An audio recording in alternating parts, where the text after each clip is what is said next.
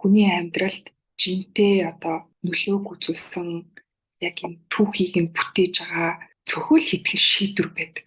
Тэрнээс биш ингээл өдөр болгоо ингээл шургуу айгу мундаг ажилласнараа ч юм уу эсвэл ингээл энэ тэндтэй айгу олон ийм төсөл хөтөлбөрт оролцсноороо ч юм уу хүний амьдрал ийм мундаг байгаад идэггүй.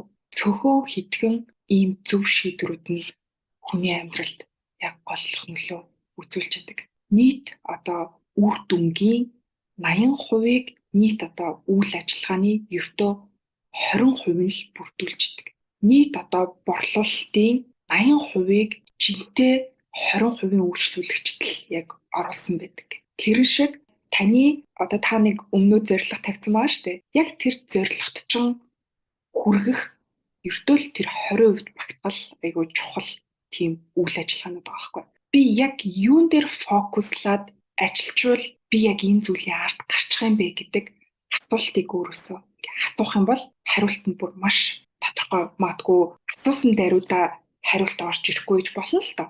Гэхдээ энэ асуултыг асуух нь өөрөө үйл явцыг чинь тэр зүйлийг олохын чинь одоо хамгийн чухал алхамд яг энэ асуултыг асуух. Ер нь ингээд бид нар шүү дээ зорилгынхоо одоо ард гарахын тулд заавал ерөөсөө өөрөөсөө асуулт асууж сурах хэрэгтэй. Жишээлбэл борлуулалтаа бид нар яаж нэмэгдүүлэх вэ те? Энэ бизнесийн дотор явуулж байгаа нийт үйл ажиллагаануудаас яг аль үйл ажиллагаа нь борлуулалтанд мэдгэдэггүйц нөлөө үзүүлээд байгаа юм бэ? Гэт энэ зөв асуултыг асуучих чинь өөрөө борлуулалтыг өсгөх хамгийн чухал асуулт болоод байгаа. За тэгэнгუთ би хувийн бизнестэй болмоор тий. Би яг ямар бизнес эхлүүлэх вэ? Ямар бизнес эхлүүлвэл энэ нь урт хугацаанд нөгөө миний одоо барьж байгуулах самхаг болох юм бэ гэж асуувал энэ аюу зөв асуулт бол. Гэтэл хүмүүс болохоор асуулт асуух ямар ч завгүй явж идэг. Тэгэл өдөр болгоны нөгөө амьдралынхаа циклд ороод өөрөөсөө асуулт асууж мэддэггүй. Яавал энэ яг зөв болох вэ те? За тэгвэл ямар ч одоо нөгөө нэг шин санаа ерөөсөө олдохгүй гэж бодъё л одоо хувийн бизнесээ эхлүүлээ гэд бодонгууд. Тэгэнгუთ би яг хувийн бизнес яг зөв те хувийн бизнесээ барьж авахд надад одоо шин санааг ямар одоо их сурвалжууд өгч болох вэ гэж асуухад окей би тим одоо интернет сайтаас би мэдээлэл үзье. Эсвэл би тэрнтэй зөвлөлтүүд үзье. Гэх мэтчлэн энэ асуултыг асууснаар одоо зөв арга зам зөв одоо арга аргачлал тэнчнээс бий бол. Асуулт асуухдаггүй бол ерөөсөө тэнд процесс ерөөсөө эхлэхгүйгээс гадна буруу тишээ явах магадлал аюу өндөр өөрөө алга болох. Тэгэхээр үйлдэл хийхээс өмнө яг энэ зөв асуултыг өөрөөсөө онож асуух аюу чухал гэдэг. Тэгээд жишээлбэл одоо жин хасах гэж байгаа хүн байлаа гэж бодъё.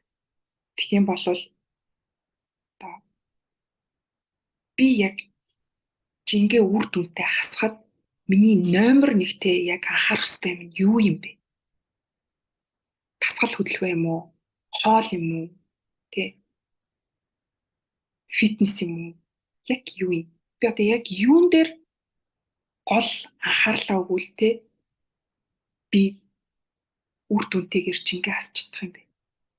Гэт яг энэ зөв асуултыг асуучингууд ерөөс хоол гэдэг л хариулт гарч ирж байгаа.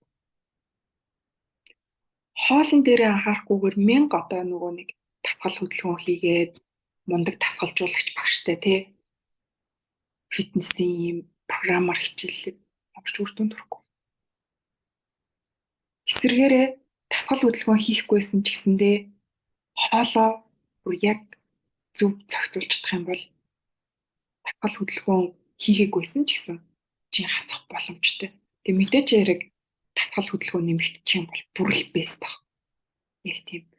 За тэгэнгუთ одоо жишээлбэл өнөөдрийн сургалтыг те хамгийн үр дүнтэй яг энэ ментор нарт үр өгөөж өгөх хамгийн гол санаа нь юу юм бэ?